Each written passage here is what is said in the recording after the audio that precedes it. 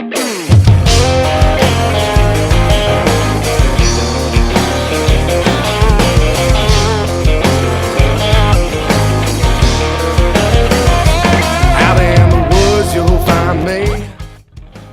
to Nothing Finer. I'm your host, Rick Beach, along with Austin Allen.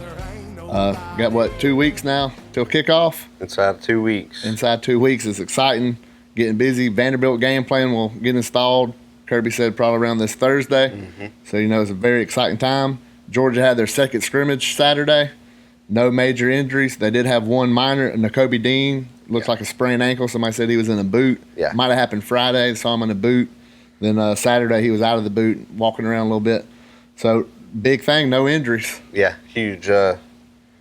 Nakobe taking the little sprain, he'll have time to recover fully. I think Monty Rice will, do plenty good.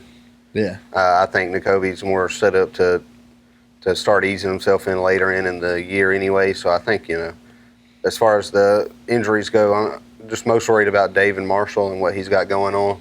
Yeah, now big news on him. He was at full speed Saturday at the scrimmage. So David Marshall coming back. We saw how much that hurt the defensive line last year when he had that foot injury.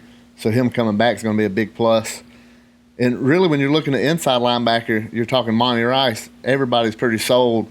It's going to be Monty and Tay Crowder to start the season. Yeah. And then, we rotate 5, even 6, maybe inside linebackers with the Nakobe coming in this year. So really, I don't see that being a big issue. And with the depth we have, we can allow him time to heal, get 100% before he comes back.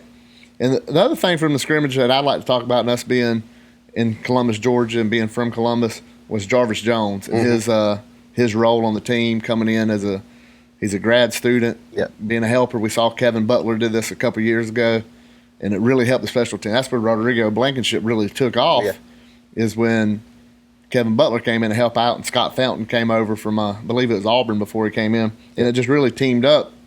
And I see this energy from Jarvis Jones, and we know Dan Lanning's a high-energy guy, Glenn Schumann's a high-energy guy, Kirby's a high-energy guy, Charlton Warren's a high-energy guy. So you see Jarvis with these coaches, and it's really exciting to see what these outside linebackers are going to do with Jarvis coming in. Yeah, I think it's really cool just because the kids who are on campus now, they were 10, 11, something years old when Jarvis Jones was doing what he's doing. So for them, it's kind of, when they see somebody through their childhood do something at such a high level, I think they're more willing to receive the message, you know what I'm saying? Right. Become more coachable, because I think they'll trust in Jarvis to put them where they need to be. And the age, he's not that much older than these guys. Yeah. From a sense, it's not like you're getting coached, with Kirby. He's only 43, which is not that old of a head coach. No. But when you got a guy who's old enough to be your brother, kind of helping you out, and it looks like Jarvis is real excited. He's jumping around, getting guys hyped up, which is pretty much what you want him to do. And I think it just bodes well for the team having him over there. I mean, if you're going to have him on campus, you might as well use him as a coach. Right. And I think the front seven of Georgia this year, we talked about David Marshall coming in with this, coming out of the foot injury. Hopefully he'll be at 100%. But I really think this defensive line with these outside linebackers that Jarvis is working with, I think it's going to be the havoc rate is going to go through the roof this year, because I really think this defensive line is going to be head and shoulders better than anything we've seen in the last 4 or 5 years in Athens. Yeah, definitely comparable to 17. I mean, I know a lot of people pick at 17, but to me that was a super dominant defense, just slightly inconsistent at times, and I think that's what we're looking to shore up. I'm not thinking that, we were bad as a defense last year, or, but it's more like, shore up the, we can't give up over 5 yards of run, you know what I mean? And we have to shore up the consistency issue. Well, you look at defensive lines throughout the country. When you look at a dominant defensive line, it's almost like college basketball. It's experienced. Right. You rarely see or ever see 3 freshman defensive linemen come in. When you look at what Clemson did, all them guys left together. Mm-hmm. When you look at 2017, we had Big John Atkins and Hawkins Muckle. Mm-hmm. There wasn't big-time names, but they're experienced guys. They're older guys, smart football players, and that does matter. And you look at us now with Julian Rochester, Tyler Clark, David Marshall coming out there. Them are 3 seniors. And they've been, this will be the 4th year going through this, and you add in a Jordan Davis with his size. Oh, yeah. And then, it's a scary situation what we could have at defensive line. And that ain't counting all the freshmen we got that we could rotate in and out, and that's just getting them more experience for down the road. But for this season, I think this defensive line is going to be head and shoulders better than anything we've seen, which is going to make the inside linebackers better, outside linebackers better.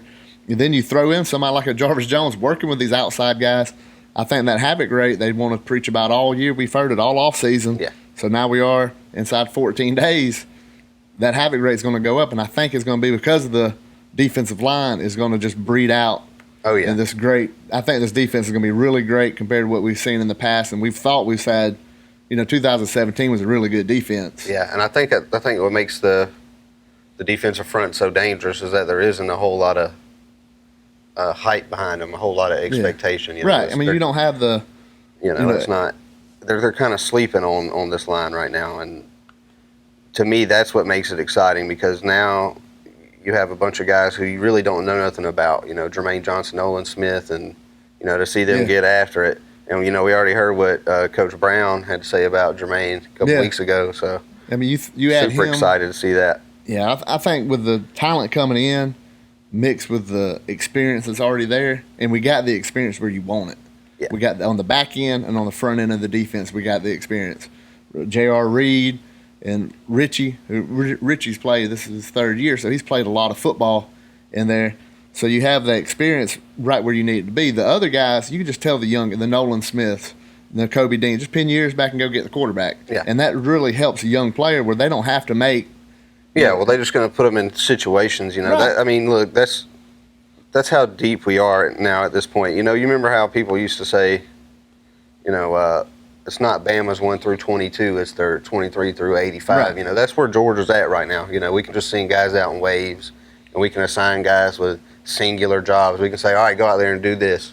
Yeah, the next play, you send this guy in here, and he does that. We got the travel roster. I think they take 70 to 70. an SEC game. There's going to be 4-star recruits that aren't going to travel. Yeah. And not many teams can say, well, we're leaving, Alabama, maybe a Clemson, but I don't even think Clemson's at that point. Clemson's not at that. They don't have that depth. I mean, they have amazing talent, but they're not mobs of people like Georgia is. If they keep the recruiting like they've done the last couple of years, but really Clemson, they made hay being a top 10 recruiting class, but in a weaker conference, and they can get away with doing that. And not a knock at Clemson because you do what you got to do, and that's what they played the game. They got to play who's on their schedule. So, but for Georgia to say we're going to leave people at home who would have started at other SEC schools, and that's a big deal. And like you said, that 23 through 85 is deep at Georgia, and we're deep where we need to be finally. Last year we was deep at quarterback, but you only need one. Yeah. And now we're deep all secondary. Defense. Yeah. I mean, nobody will really say who's going to be the corners right now. Yeah. You're going to have Stokes. Well, you got Richard LeCount out there fighting for his job, so and just and he's saying the something top like that is 100 player crazy. in the country. Yeah. I mean, so we know Stokes be at a corner. We don't know who's at the other corner. I'd like to think Tyson Campbell made the turn. Yeah. But it could be Tyreek Stevens. It could be Devon Wilson. I think everybody's going to get in. I think Kirby showed he likes that rotating.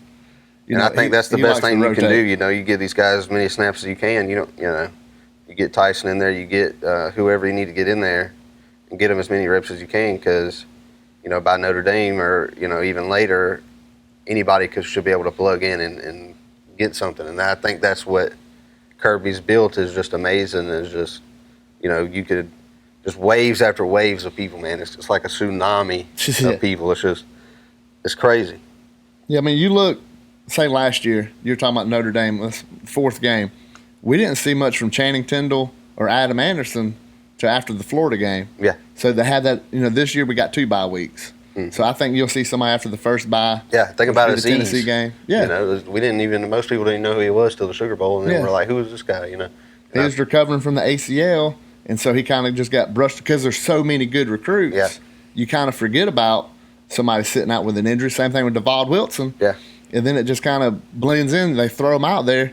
And we're just as deep on the offensive side of the ball, too, which is crazy to me. I've never seen a team that can just throw waves of offensive linemen out there like we can. What we did last year when we'd have an injury and they threw Cade Mays out there as a true freshman and then ran behind him on the very first play and got 12, 13 yards because he just road graded somebody. That just shows. And that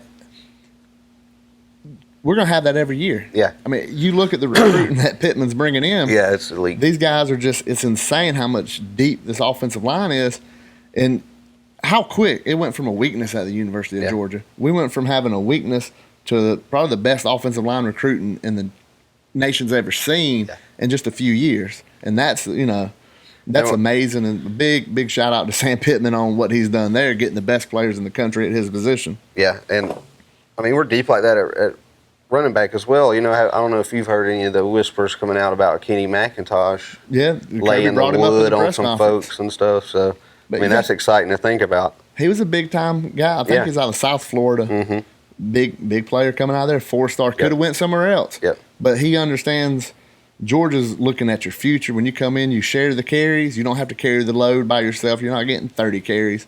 But you're going to be behind this great offensive line. So you always have that opportunity where you make a man miss, you're gone. Right. Because you're going to get the first 4 yards knocked out for you. You don't have to worry about that first wave of guys coming at you. So, Kenny McIntosh, and Kirby already kind of mentioned it, he's got to play a special teams. So you're looking at a guy that's started in high school and come into college. Yeah, he's not used to contributing in that way. So. Yeah, now he's got to make a tackle. Now he's got to make a block. Now he's got to do things he's never done before, but that's how you travel. Yeah. Nate McBride's a good example, big-time linebacker. Well, that's how you make the special teams more explosive, too, which is, hyper important. You don't have, with all due respect to some of the walk-ons in the past, that was how they got on the team. Well, Kirby don't play it that way, and he puts out their great players, which is what we saw at Alabama. Yeah. We remember Reuben Foster. Which is what we saw in 17. That's why we saw so many blocks. And you had your stars out there. Yeah, you had guys like Lorenzo Carter, Hawkins, Muckle out there, Yeah, I mean, you don't have, Reuben Foster. I always go back to that with how he used to come down and just lay the wood to people on kickoffs. Mm-hmm. And he did that as a freshman, did that as a sophomore. Junior year, he had this incredible year, but he's been on the field for these things. So I think our special teams is going to get better every year because of that. Yeah, you got to pay your dues that way to. But when you get to the league, it's the same way. That's how you can make a career in the NFL. Well, that's how Devin Hester made millions of dollars. Off of just that, just because of his return specialist at Miami. Got people looking at him and saying, "Where can we put this guy?" Well, obviously, he's probably the best returner. Yeah, so I think man in football. Yeah, and I think Kirby plays into stuff like that. It's. You could still make your money doing it this way. Who you got being kickoff for Georgia this year? You know what? I don't really know, man. I want to say James Cook. Right. I would lean James Cook, and I think Carius Jackson. But I think they'll swap it up some. I think they might let Demetrius catch one. I think they might let James catch a couple. I want to know who's going to be our fair catch guy. It's been Terry Godwin the last few years, and then if it was a return, we had a return on, they'd want to put Nicole out there. Yeah. But they'll probably just put James out there. I'd let James do kickoffs, and he might do the punts too. But I think it's going to be real. That's going to be a good battle to see and interesting. That kind of that will be fun to. But, and I'm sure going into Nashville, I think Kirby will give a couple of guys different looks. I don't think we'll have one settled until after the Notre Dame game. We have that bye week. We'll see who's kind of doing good up until then. Who's we might have somebody. James Cook go out there and muff one. Yeah, exactly. And Kirby, you can tell Kirby's coaching. He don't play that. I mean, you make a mistake. And you got somebody nipping on your heels, that guy's going to get an opportunity. Yeah. So, I think that's going to be a pretty good battle to see punt return and who's going to be our safe punt return guy for the fair catch. But I guess that kind of goes to your wide receiver. Who's our third down guy? Who's our sure hands guy? Because we don't know. We had Godwin. We've been spoiled the last few years. Well, you could say Tyler Simmons, I guess. That's who I think is going to be. I mean, you've said in the past on some other episode where you think he's going to be our breakout offensive player, unexpectedly. But I want to see Simmons make that third down catch. I want to see him when we got 3rd and 4, he runs that 4.5 yard route, catches it, gets the first down. He's capable. Oh, I think he's got sure hands. Yeah. And, he's got the speed too, and he can block well. So he's going to be on the field for that. He's not this big, intimidating body like a George Pickens. Right. But he's got the hands, and if you can catch and you can block, you're going to play. I mean, nothing else really matters if you can do them things at wide receiver. Yeah. So I know you've been keeping up. What's going on in Gainesville? What kind of controversy is brewing over there now today? If we had clown music, we could. If we had clown music, this show, I'm telling you, every week you could have something coming out of there. Yeah, it's just the news cycle the way it's been. I mean, they had another play after last week where we talked about Florida and everything Mullins got going on down there. They had another player get ineligible, Henderson. Oh. I can't even say his first name, so I ain't going to try. ineligible. They had 4 players they took a chance on in recruiting. Remember the gap that got closed because they finished 9th in recruiting? Well, 3 academic players, all 3 have been ineligible, and they got 1 still waiting on visa paperwork. So they're 5 days away from a game. Yeah. So you're not going to play him. The recruiting class finished 17 if you take these guys off of it. So they're right there with Tennessee. Back there. So I've said Tennessee's getting closer to Florida than Florida is to Georgia. Right. And speaking of Tennessee, you see they got a big commitment. Aziz Al-Jari's brother, BJ, who was a Georgia target. Yep. Committed to Tennessee. So Tennessee's still doing work, keeping their mouth quiet, going to work. Yep. Gainesville took a chance on these guys. Kirby, all these coaches take a chance on guys. Yeah, well, we took a chance on George Pickens, and that one paid off. George Pickens was a guy. Devontae White, the first time we took a chance on him, he was academically ineligible, went to JUCO.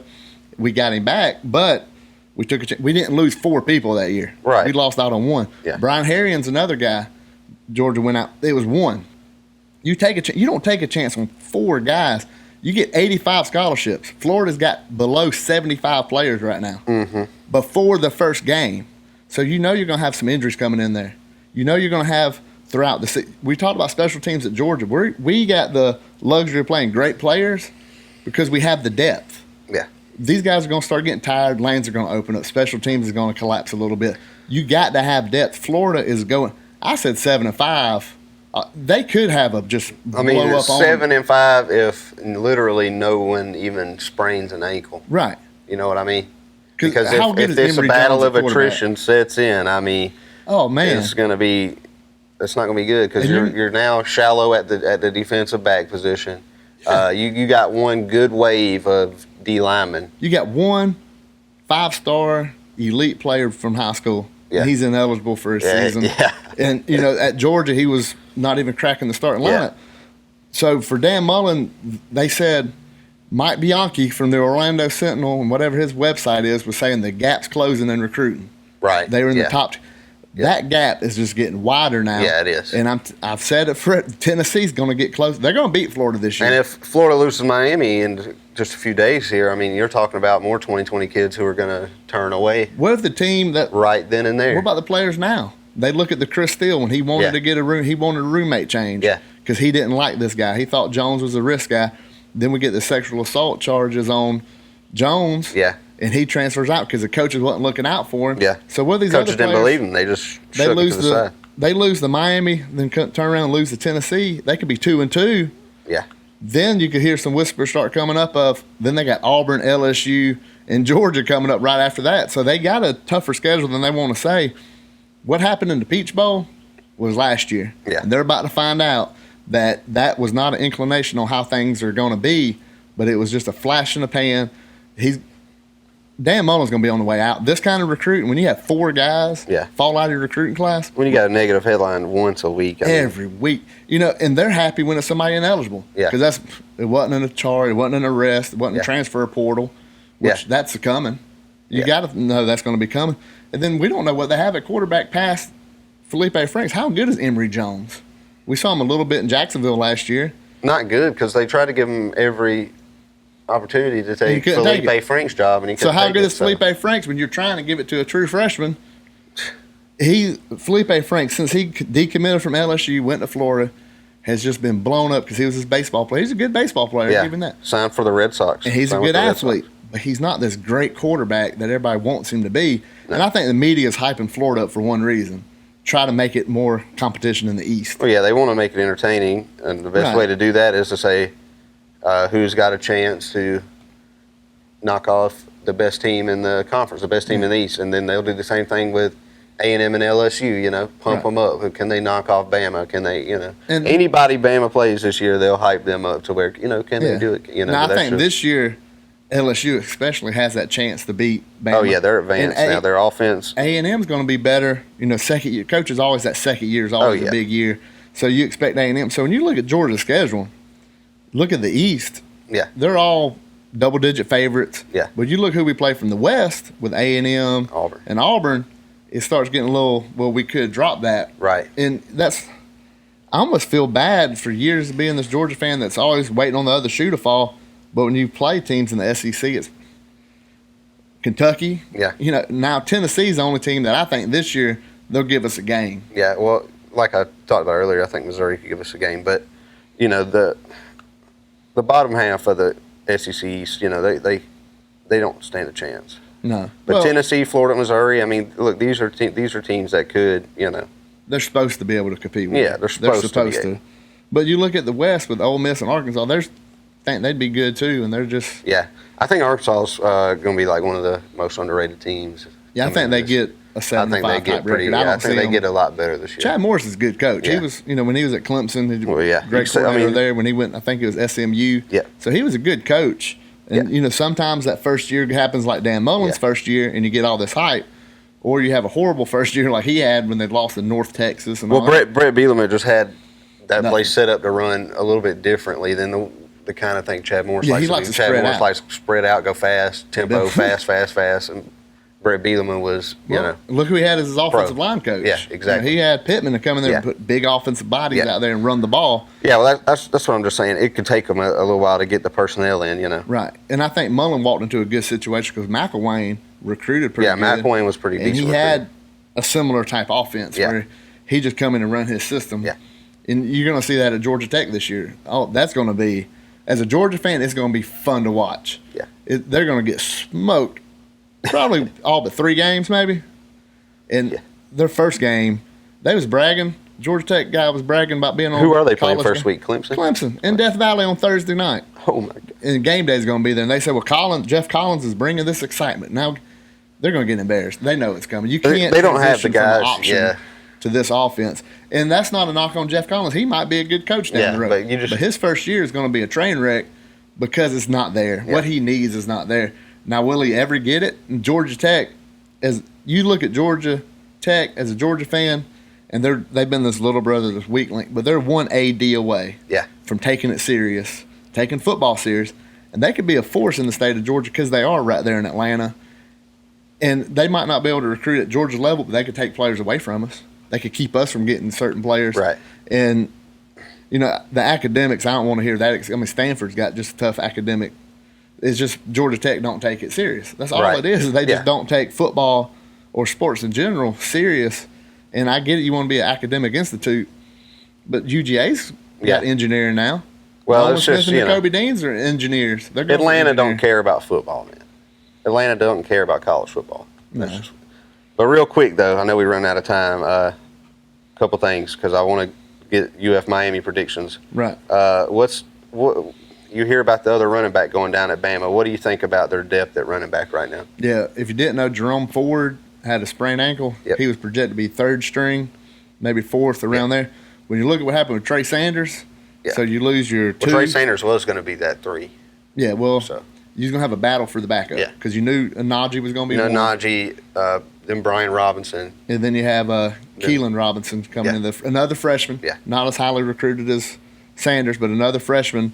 So now, you look at Alabama's roster. I get they're a great recruit. They've had number 1 class 3 out of the last 4 years. And the one time they won, they were like number 5. Yep. They're a great recruit. When is this depth an issue at running back? I think it is right now. I think they have a problem because if something happened to Najee Harris, they could be in trouble at the running back position. And Najee Harris is he's a good like plow ahead guy, but he's not like Trey Sanders has more talent than Najee Harris, and that's just it is what it is. Najee's more of a smaller version of a Derrick Henry. He just gonna run it between the tackles, run it between the. Sanders is gonna be that for us like we have with Sony Michel. Yeah. He's gonna be that throw it out wide, get him on the side. And when you look at Georgia and Alabama from 2 years ago when we played them in the national championship, they had the edge at every position. Yep. We're a push at every position right now. Oh yeah. Except running back. Oh yeah, and And that's not going out on a limb. I think anybody that looks at the running back room at the University of Georgia and the running back room at the University of Alabama sees Georgia's got it. We got 4 or 5 deep right there at running back that could start at most schools in the SEC. So Kenny McIntosh would probably get in front of a Jerome Ford at Alabama. Oh, I think he would. Probably in front of a Brian Robinson. So. I think I don't know what happened with Alabama at running back. It seemed like they just had it, and maybe they just caught them off guard. But I think a lot of it is coaching. Well, they still had it. The Trey Sanders injury is really what's hurt them because that guy, when he comes back, he will be a superstar. I mean, okay, but Zamir White got hurt last year. Yeah. True freshman, never played a snap, highly recruited. Georgia didn't miss a beat. No, that's true.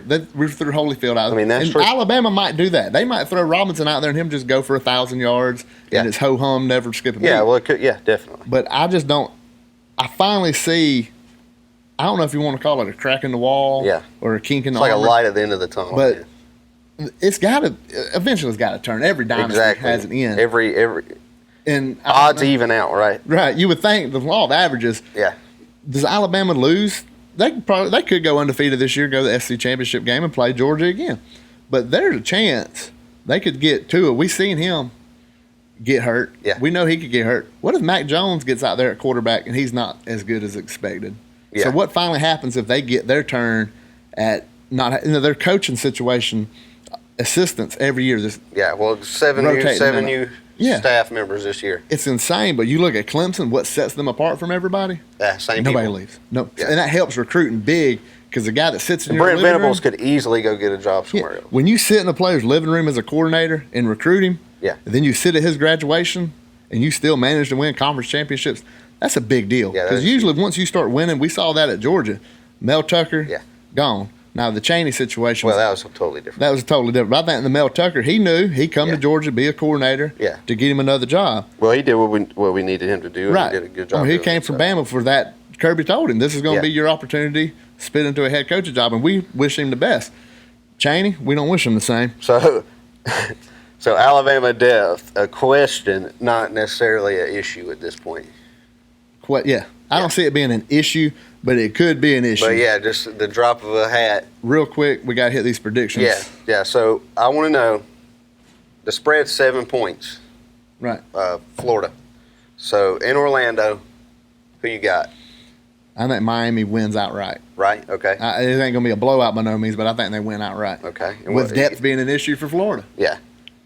And I'm with that, and I think they do. I think Florida does just. I don't want to say Miami comes out and wins the game. I think Florida just gives it away because I think. Yeah, I can see that. I just think that the depth is an issue, and it's going to be hot.